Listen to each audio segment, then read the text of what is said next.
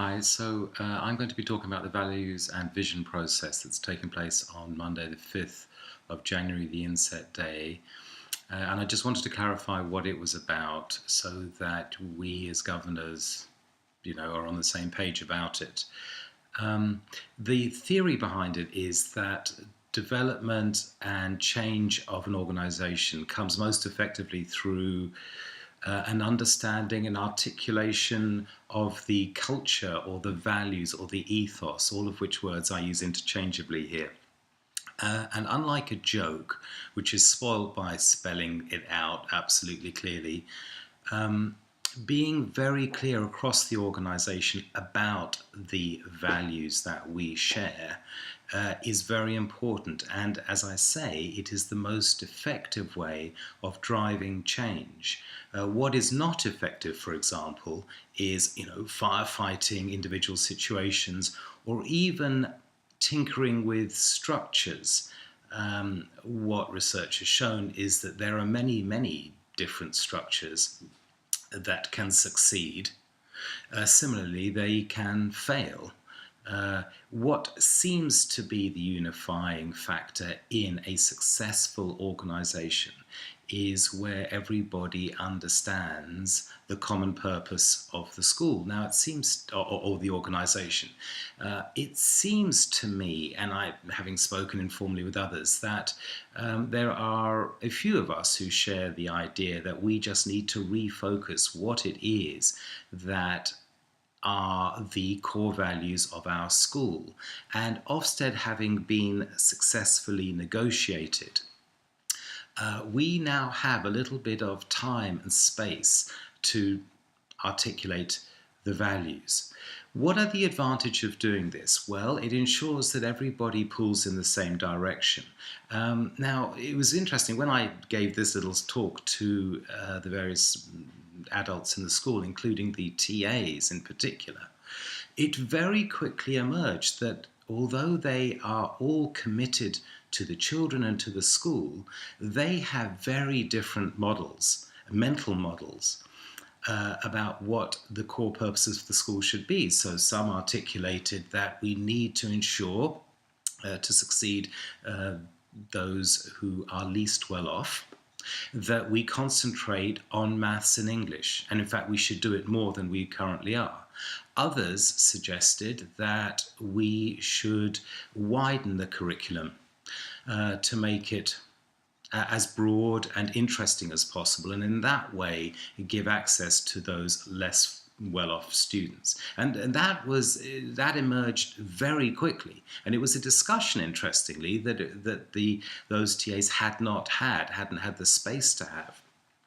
So one thing that this process will do is allow us to have those discussions out in the open and articulate and vote on what it is that we all agree on.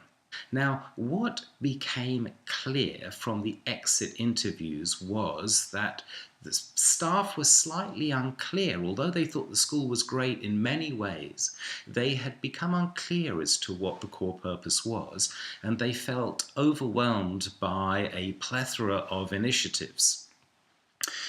Now, the thing about initiatives in school is that it's great that our school is a restless one. We continually search for what is going to work.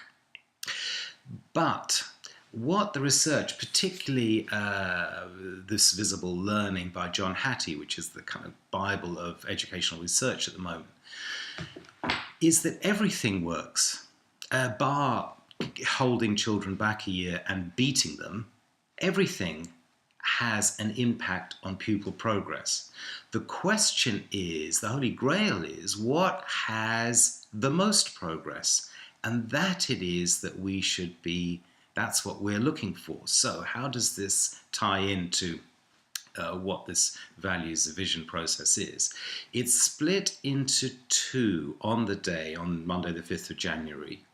At the beginning, all the adults involved in the school, including parents, and we've been working hard to get a cross-section of them together, will attend, and in response to the outside facilitator, a guy called Martin Renton, and a sort of narrative that he delivers. There is a set of brainstorming session, and we come up then with the broad values that we agree. Now that will end up looking something like: we are a school that believes in the value of crew. You know, we're not passengers, we're all crew members, or we believe in a school, or we think that our school should be a place where learners leave more curious than they arrive, or this is a fear-free zone, or we value excellence in academic excellence, or whatever it is that we agree on. Now, there's a voting system. It's an interesting galvanizing process. It takes about an hour and a half. There'll be a creche, parents will be involved, and then they leave. After that, the TAs and the teachers explore, in response to 6 questions that we haven't quite finalized, we're just honing them, and you may have in front of you. They respond to those questions one by one and determine what or how to put into effect the values that have been voted upon. How to put those into effect, what it will look like on a daily basis in the classrooms, in the corridors, in the daily interactions between all members of the school community. And we'll come up with about 18 or 20 statements, again, after this interesting voting procedure. And those 20 statements are, in effect, the teaching and learning, the vision headlines for the school. Those then get mashed overnight, and we need 3 volunteers, someone from the governors, someone from maybe SLT, someone from the teaching staff, to mash those statements into a coherent vision. And it should take, it's no longer than a page. It has enough detail to be interesting, but it's not overwhelmed with detail. What then happens is, I mean, if it only remained there, it would be interesting enough. We would have some clarity of purpose. But what really is powerful is when the school, in the forthcoming months and years, divvies up that vision statement and conducts action research on it. So if we say, for example, that something to do with the teaching and learning, the best way to affect change in reading for low-income boys, for example, is X, or if that's what we want to concentrate on, then that needs to be researched. We're not going to get an expert in to tell us. The staff, who are the experts, the teaching experts, will explore what the best method is to put that into effect. And it's the action research that really embeds that. It links with the new developments we're doing in CPD, and it should have a very powerful impact. This is not something that is going to result in a U-turn or a complete change in direction.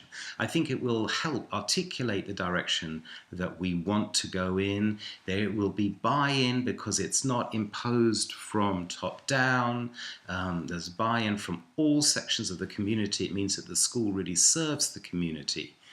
And I hope that it goes well. Like all things, the teachers, when I sort of discussed this with them, seemed to be keen. I don't think I misread that. The TAs, on the other hand, there was a degree of resistance because they had heard before how their voice would be valued, and in fact they feel a little bit that it's not really, so they hope that we're not just paying lip service to something, but we'll really put this into effect.